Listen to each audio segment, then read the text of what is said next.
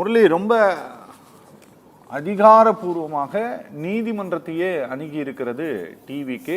அந்த கட்சியினுடைய தேர்தல் மேலாண்மை பொதுச் செயலாளர் ஆதவ் அர்ஜுனா அஃபிடவிட் ஃபைல் பண்ணியிருக்காரு.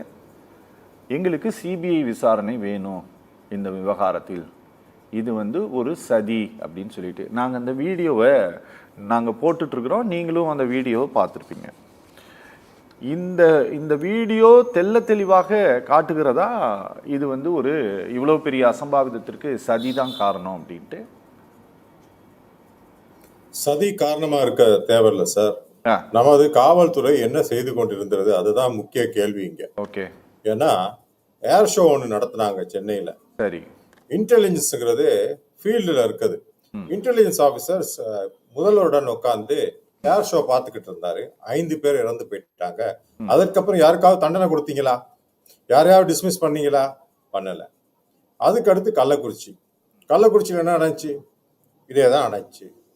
என்ன 50 பேர், அதுவும் போலீஸுக்கு தெரியாம தான் கள்ளச்சாராயம் வித்திருப்பாங்களா? இல்ல அங்க இருக்க ஆளுங்கட்சி உறுப்பினர்களுக்கு தெரியாம வித்திருப்பாங்களா? கிடையாது. என்ன பண்ணீங்க? ஒண்ணுமே பண்ணல. அது முடிச்சா இதே நீதியரசரை வச்சு ஒரு நபர் கமிஷன் ஒன்று அமைச்சிங்க தூத்துக்குடிக்கு. அவங்க உங்களுக்கு ரிப்போர்ட் கொடுத்தாங்க, இந்த போலீஸ்காரர்கள்லாம் தண்டனைக்குரியவர்கள், தண்டனை கொடுக்க வேண்டும் அப்படின்னு. என்ன பண்ணீங்க? ப்ரமோஷன் கொடுத்தீங்க தண்டனை கொடுக்கறதுக்கு பதிலா. நீங்க இந்த மாதிரி பண்ணிட்டு அப்புறம் அந்த போலீஸ்காரங்களாம் வேலை செய்வாங்கன்னு எதிர்பார்க்க முடியுமா? புரியுது. இது நான் முதல்வரை தவறு சொல்ல மாட்டேன். முதல்வர் கீழே தான் போலீஸ் துறை இருக்கிறது. ஆனால் முதல்வருக்கு தெரியாம அவங்க இஷ்டத்துக்கு ஒரு கட்ட பஞ்சாயத்து மாதிரி நடத்திக்கிட்டு இருக்காங்க இங்க ஆட்சியில. எந்த ஒரு முறையீடும், அந்த அண்ணா நகர் பெண் சின்ன குழந்தையுடைய போக்சோ வழக்கா இருக்கட்டும், வேற எந்த வழக்கா இருக்கட்டும், எல்லா வழக்குக்கும் உயர்நீதிமன்றம் போலீஸ் மேல நம்பிக்கையே இல்லாம ஒன்னு எஸ்ஐடி போடுது, இல்ல சிபிஐ என்கொயரி போடுது. இது ரெண்டும் போடல. இவங்க என்ன பண்றாங்க? உடனே இங்க இருந்து உச்சநீதிமன்றம் போய் தடை வாங்க பாக்குறாங்க. உச்சநீதிமன்றம் ஒத்துக்க மாட்டேங்குது. அதுவே கிட்டத்தட்ட ஒரு ஒரு பின்னடைவு தான் அவங்களுக்கு. அப்படி இருந்தும் இந்த அளவு ஒரு போலீஸ் துறை செயலற்று இருப்பதன் காரணம் தான் இது இப்ப நடந்தது. இப்ப என்ன பிரச்சனை நடக்குது இங்க நம்ம வீடியோல பாக்குறோம். இது சட்டம் ஒழுங்கு, வேற எதுவுமே கிடையாது. விஜய் இத்தனை மாநாடு நடத்திட்டாரு. ஒவ்வொரு மாநாட்டுக்கும் இந்த மாதிரி தான் வர்றாங்க. நான் அவங்களையும் தப்பு சொல்லுவேன். வானர கூட்டமா இருக்கு, மரத்துல ஏறானுங்க, மேல இருந்து குதிக்கிறானுங்க, விஜயாலே கட்டுப்படுத்த முடியல.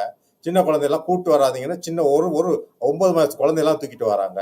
இதெல்லாம் என்னத்தை சொல்றது? அதனால தமிழர்களுக்கு டிசிப்ளின் கிடையாது. இந்தியர் சொல்ல மாட்டேன், தமிழர்களுக்கு.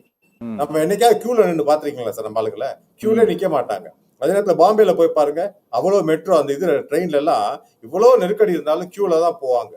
சோ அந்த மாதிரி விஷயங்கள்லாம் இருக்கிற நம்மளுக்கு ஒரு தியேட்டர், சினிமா தியேட்டர் போய் பாருங்க, கியூல நிக்கவே மாட்டாங்க. ஒருத்தன் அடி முன்னிட்டு போவான், இந்த பக்கம் போவான், அப்புறம் ஒருத்தன் ஏறி வச்சு போவோம். சோ இந்த மாதிரி கட்டுக்கடங்காத ஒரு ஒழுக்கமற்ற ஒரு கும்பலை சமாளிக்க வேண்டிய இது எல்லாத்தையுமே போலீஸ் தான் பண்ணணுமா சார்? அவங்க அந்த வீடியோல இல்ல அவ்வளவு பேர் நிக்கிறாங்க, அவ்வளவு பேரையும் போலீஸ் தான் கண்ட்ரோல் பண்ணணும்னா கிட்டத்தட்ட ஒரு 5000 போலீஸ் ஃபோர்ஸ் அங்க போட்டிருக்கணும். ஏன் போடலன்னா நீங்க கொடுத்துடக்கூடாது அனுமதி, நீங்க பர்மிஷன் கொடுக்க கூடாது. உயர்நீதிமன்றத்துல இந்த கேஸ் வந்துச்சு.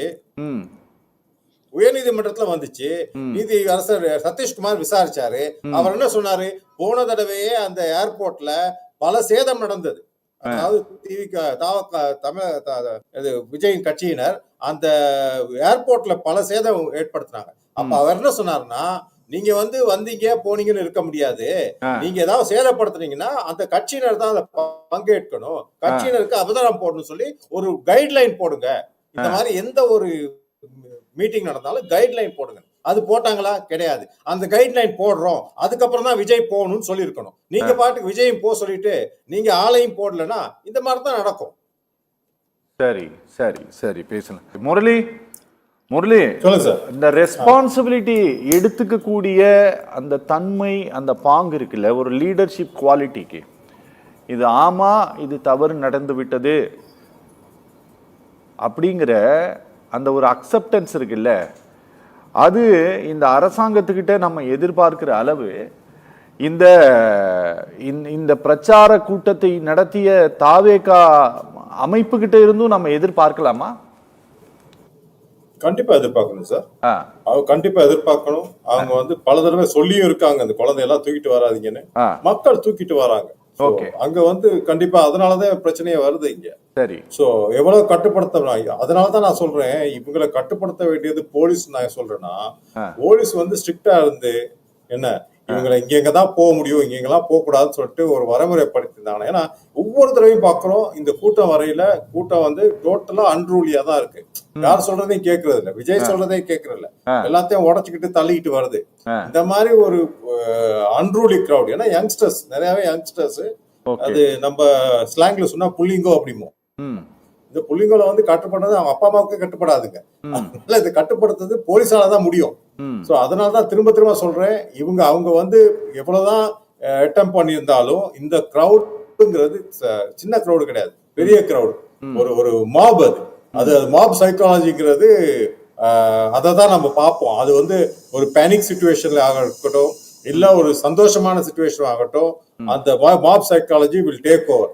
அந்த மாதிரி இருக்கையில நம்ம வந்து போலீஸ் தான் நம்ம வந்து முழுக்க முழுக்க ஒப்படைக்கணுமே தவிர நம்மளால ஒண்ணும் பண்ண முடியாது. இவ்வளவு பெரிய கூட்டத்துல வந்து நிக்கிறாரு, அவருக்கே போகணும்னு நினைச்சா கூட போக முடியாது. அந்த மாதிரி ஒரு சிச்சுவேஷன் தான். அவர் வண்டி போகுதோ இல்ல இன்னொரு வண்டி போகுதோ. விஜய் சங்கர் சார் வந்து ரொம்ப டிஃபெண்ட் பண்ணிட்டு இருந்தாரு. அப்ப எடப்பாடியார் பல தடவை சொல்லியிருக்காரு, என் கூட்டம் நடக்கையில அனாவசியமா ஆம்புலன்ஸ விடுறாங்க. சோ அங்க ஆளுங்கட்சியில சில்மிஷமும் இருக்கு, அதையும் நம்ம சுத்தமா அவங்களுக்கு வந்து நம்ம கிளீன் சிட் கொடுத்துட முடியாது. இது பலர் கையிலே இது தவறு இருக்கு, எல்லாரும் பொறுப்பேற்கணும், எல்லாரும் பொறுப்பேற்றுக்கணும். இதுல பாலிடிக்ஸ் பண்ணி எடப்பாடியார் ரொம்ப பெருமிதமா வந்து சொன்னாரு, இத்தனை பேர் இறந்திருக்காங்க, இந்த நேரத்துல நம்ம வந்து இதை வந்து அரசியலுக்காக உபயோகப்படுத்தக்கூடாது, என்ன நடக்க வேண்டியதை பார்க்கணும் அப்படின்னு சொல்லிட்டு போனாரு. அந்த மாதிரி எல்லாரும் அதை பொறுப்புணர்வோட பண்ணாதான் அடுத்த தடவை இந்த மாதிரி நடக்காம இருக்கும். இல்ல அடுத்த கூட்டத்திலயும் நம்ம இதே பார்ப்போம். ஓகே, இதுதான் என்னுடைய டேக்.